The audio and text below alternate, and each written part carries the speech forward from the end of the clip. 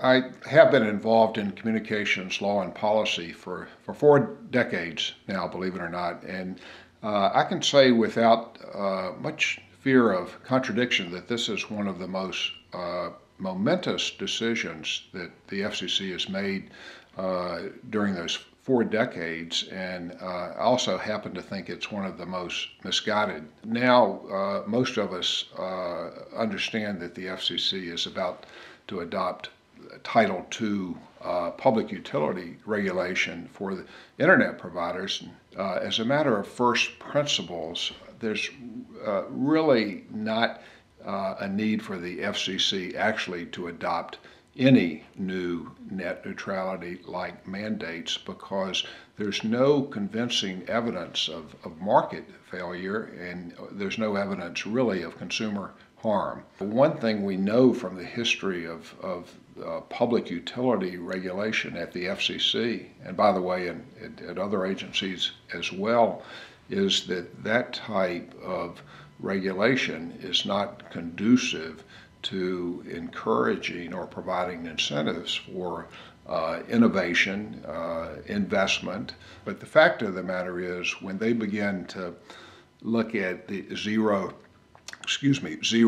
rate plans, when they look at usage tiers, when they look at what really constitutes prioritization, of course the end result of the FCC deciding to ban or not certain of those practices, in effect, will be what ordinary people understand rate regulation to mean. It's really consumer sovereignty that's really lost with this type of regulation.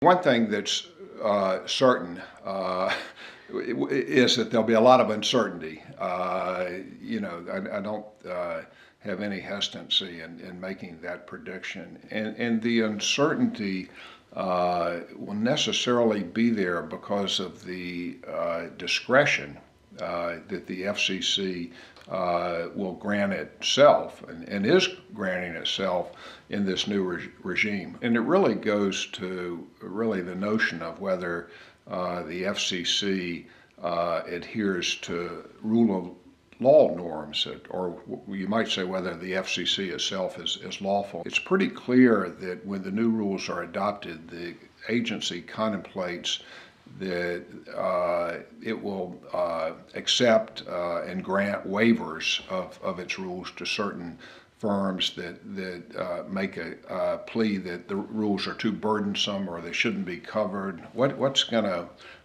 result will be that the special pleading that takes place at the FCC for firms to try and disadvantage their competitors or advantage themselves will rise to even new heights, and the heights are pretty far up there already. What it reminds me of is really what in English constitutional history used to be called the dispensing power, in which the kings, through the exercise of their royal prerogatives, would dispense with certain laws that Parliament adopted.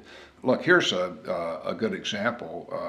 Right off the bat, the FCC has announced that there's going to be a new, what it calls a conduct rule, or perhaps a good conduct rule, that will be sort of a catch-all. The FCC is going to be exercising its discretion in a way that's completely untethered from any law, from any standard that Congress has adopted.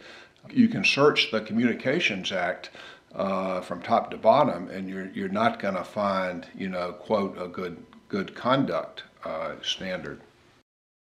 Well, I've argued essentially for a decade now that net neutrality rules do present serious First Amendment problems. At bottom, these rules require that the internet service providers, subject to the mandates, carry all speech indiscriminately. Now, if you're a common carrier, historically, that's what common carriage meant. But remember that in that case, essentially, you were talking about a monopoly environment where the government presumably had a compelling interest in regulating providers as common carriers.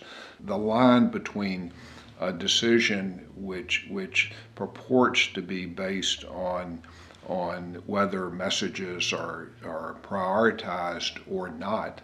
When just when you think about that, that implicates really the First Amendment as to how the speaker chooses to prioritize messages. But even if you were to assume there was some legitimacy to that type of regulation, it's easy to see how the commission could take a further step into actually thinking about and looking at the content of the message itself.